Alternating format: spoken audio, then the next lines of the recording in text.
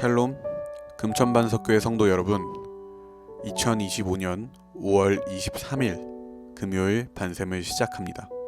오늘 본문은 빌립보서 1장 1절부터 11절까지의 말씀입니다. 빌립보서 제1장. 그리스도 예수의 종 바울과 디모데는 그리스도 예수 안에서 빌립보에 사는 모든 성도와 또한 감독들과 집사들에게 편지하노니, 하나님 우리 아버지와 주 예수 그리스도로부터 은혜와 평강이 너희에게 있을지어다. 내가 너희를 생각할 때마다 나의 하나님께 감사하며 간구할 때마다 너희 무리를 위하여 기쁨으로 항상 간구함은 너희가 첫날부터 이제까지 복음을 위한 일에 참여하고 있기 때문이라. 너희 안에서 착한 일을 시작하신 이가 그리스도 예수의 날까지 이루실 줄을 우리는 확신하노라. 내가 너희 무리를 위하여 이와 같이 생각하는 것이 마땅하니, 이는 너희가 내 마음에 있음이며 나의 매임과 복음을 변명함과 확정함에 너희가 다 나와 함께 은혜에 참여한 자가 됨이라. 내가 예수 그리스도의 심장으로 너희 무리를 얼마나 사모하는지 하나님이 내 증인이시니라. 내가 기도하노라. 너희 사랑을 지식과 모든 총명으로 점점 더 풍성하게 하사 너희로 지극히 선한 것을 분별하며 또 진실하여 허물 없이 그리스도의 날까지 이루고 예수 그리스도로 말미암아 의의 열매가 가득하여 하나님의 영광과 찬송이 되기를 원하노라.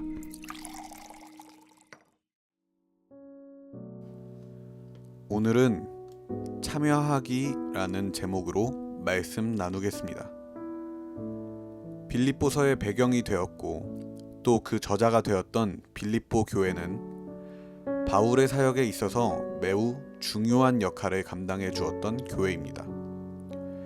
바울이 천막 치는 일을 하며 자족하였지만 사역을 해나가기 위해서는 그보다 더욱 많은 돈이 필요했습니다. 이에 바울은 여러 교회로부터 지원을 받아서 사역을 유지해 나갈 수 있었고, 그 중에서도 상당한 지분을 차지하고 있었던 교회가 빌립보 교회였습니다. 그렇기 때문에 바울에게 있어서 빌립보 교회는 사랑하지 않을래야 사랑하지 않을 수 없는 교회였습니다. 물론 빌립보 교회는 바울을 향한 후원뿐만 아니라 다른 많은 것들로도 칭찬을 받아 마땅한 교회였지만, 언제나 온 마음이 복음을 전하는 것에 초점이 맞춰져 있었던 바울에게 있어서 복음의 전파가 멈추지 않는 것에 있어서 많은 것들을 감당해주고 있는 빌립보 교회에 대한 사랑은 결코 작지 않았을 것입니다. 바울은 서신서에서는 굉장히 직선적이면서도 최대한 부드럽게 사랑의 표현을 쓰고는 하지만, 특히나 이 빌립보서의 도입부에서는 마치 글에서 꿀이 뚝뚝 떨어지는 것과 같은 느낌을 줄 만큼 아름다운 사랑의 표현이 많이 나오고 있습니다. 특히 제가 정말 좋아하면서도 바울이 어떻게 이런 글을 썼을까 싶은 표현이 있습니다. 오늘의 본문 빌립보서 1장 8절에 나오기를, 내가 예수 그리스도의 심장으로 너희 무리를 얼마나 사모하는지 하나님이 내 증인이시니라. 이 말 한마디만으로 빌립보 교회를 향한 바울의 사랑과 그 마음이 얼마나 큰지 잘 설명되고 있다고 생각됩니다. 그런데 바울은 그저 말뿐인 사랑을 했던 것이 아닙니다. 그는 사역을 감당하는 가운데서도 빌립보 교회를 향한 사랑하는 마음과 그로부터 비롯된 실질적 열심을 삶에서 계속해서 이어나가고 있었습니다. 그것은 바로 빌립보 교회를 위한 중보기도입니다. 서론이 많이 길었는데 오늘 이 본문을 통해서 바울이 하나님께 드리는 중보기도를 통해서 바람직한 중보기도는 무엇인지 우리가 한번 살펴보도록 합시다. 먼저 9절부터 11절까지를 보도록 하겠습니다. 바울은 빌립보 교회를 위하여서 기도한다고 하였습니다. 그 기도는 두 문장으로 구분지어서 볼 수 있습니다. 첫 번째인 9절과 10절은 빌립보 교회의 교인들이 온전히 그리스도인으로서 주님의 날을 맞이하기를 바라는 마음에서 드리는 기도입니다. 사랑을 지식과 모든 총명으로 더욱 풍성하게 하셔서 지극히 선한 것을 분별하며 또 진실하여 허물없이 그리스도의 날까지 이르게 되는 것입니다. 여기서 후반부는 전반부에 대한 결과입니다. 사랑은 지식과 모든 총명을 통해서 더욱 풍성해지게 됩니다. 그리고 사랑이 풍성하게 되었을 때 선한 것을 분별하며 진실하여 허물없이 주님의 날에 맞이할 수 있게 되는 것입니다. 그렇다면 그리스도인으로서의 삶의 여정을 계속해 나가는 것에 있어서 중요한 것은 사랑으로 풍성해지는 것입니다. 그것이 우리로 하여금 선한 것을 분별하게 하고 늘 진실된 삶으로 이끌어줍니다. 바울은 어떻게 하면 사랑이 풍성해지는지 역시도 함께 말하고 있습니다. 그것은 지식과 모든 총명을 통해서 이루어지는 풍성함입니다. 우리에게 있어서 지식과 모든 총명은 무엇이겠습니까? 그것은 바로 하나님의 말씀, 성경입니다. 우리가 삶이 정말 힘들고 지치고 낙심되는 순간이 있다고 하더라도 주님의 말씀을 의지함으로 일어설 수 있어야 합니다. 아무리 힘들고 어려운 순간 속에서도 하나님의 말씀은 우리를 다시 한번 희망의 빛을 바라봄으로 고난과 역경 속에서 역사하시는 하나님을 바라보게 만들 것입니다. 그렇게 말씀은 우리의 사랑을 풍성하게 하여서 삶의 여정 가운데 어두움을 밝히는 등불이 되어줄 것입니다. 이처럼 우리가 함께하는 동역자를 위하여서 할 수 있는 가장 아름다운 기도 중 한 가지는 그가 말씀으로 온전하게 되어 사랑이 넘치는 그리스도인으로서 바로 서게 되기를 위하여 기도하는 것입니다. 그리스도인에게 있어서 누군가가 이 세상 가운데 또 한 사람의 그리스도인으로서 주님의 몸된 교회로서 빛과 소금으로서 온전히 세워지기를 바라는 마음은 참 사랑이고 아름다운 마음이라고 생각됩니다. 바울이 했던 아름다운 중보기도의 다른 한 가지는 이 기도로부터 이어지는 결과에 대한 기도입니다. 그는 그들의 삶의 여정이 아름답게 이어지는 것을 위하여 기도했을 뿐만이 아니라 그 후에 얻어질 결과의 풍성함을 위하여서도 기도하였습니다. 11절에서 바울은 예수 그리스도로 말미암아 의의 열매가 가득하여 하나님의 영광과 찬송이 되기를 원하노라 라고 말했습니다. 하나님의 자녀된 백성으로서 함께하는 동역자가 주님의 영광과 찬송이 되기를 원하는 마음 역시도 참 사랑이고 무척이나 아름다운 마음이라고 생각됩니다. 그리고 그를 위해서 우리 안에 이루어져야 할 것은 의의 열매입니다. 분명히 많은 것에 있어서 과정은 매우 중요합니다. 그것의 끝에는 성공과 실패라는 이름의 결과들이 뒤따르지만 때로는 과정만으로도 우리에게 있어서 충분히 훌륭한 교훈과 밑거름이 되기도 합니다. 하지만 결코 과정만 중요하고 결과가 중요하지 않은 것은 아닙니다. 적어도 성경에서는 과정은 중요하나 결과는 중요하지 않다고 말하지 않습니다. 우리가 그리스도인으로서 살아간다면 그 삶에서 열매가 맺혀져야 합니다. 바울은 빌립보 교인들의 삶 속에서 열매가 가득히 맺혀지기를 위하여 기도했습니다. 그리고 그 열매는 다른 어떤 열매가 아닌 예수 그리스도로 말미암은 의의 열매입니다. 이는 다시 말해 복음의 열매를 말하는 것입니다. 바울은 그의 삶의 모든 것들이 온전히 복음에 초점이 맞춰져 있던 사람이었습니다. 그는 복음을 전하고 또 증거하는 것이 가장 영광이 되고 기쁨이 되는 일이며 그로 인해 맺게 되는 열매 역시도 가장 값진 것이라고 여기는 사람이었습니다. 그런 그에게 있어서 함께하는 동역자를 통해서 많은 영혼들이 주께로 돌아오기를 바란다는 것은 엄청난 축복이었으며 이 역시도 참 사랑이며 무척이나 아름다운 마음이라고 생각됩니다. 빌립보 교회를 무척이나 사랑했던 바울은 그들을 위하여서 자신이 하나님께 드릴 수 있는 가장 큰 사랑으로 간절한 소망을 담아 기도를 드렸을 것입니다. 그것이 머릿속으로 복음으로 가득히 채워진 바울의 기도 속에서 온전히 드러나고 있습니다.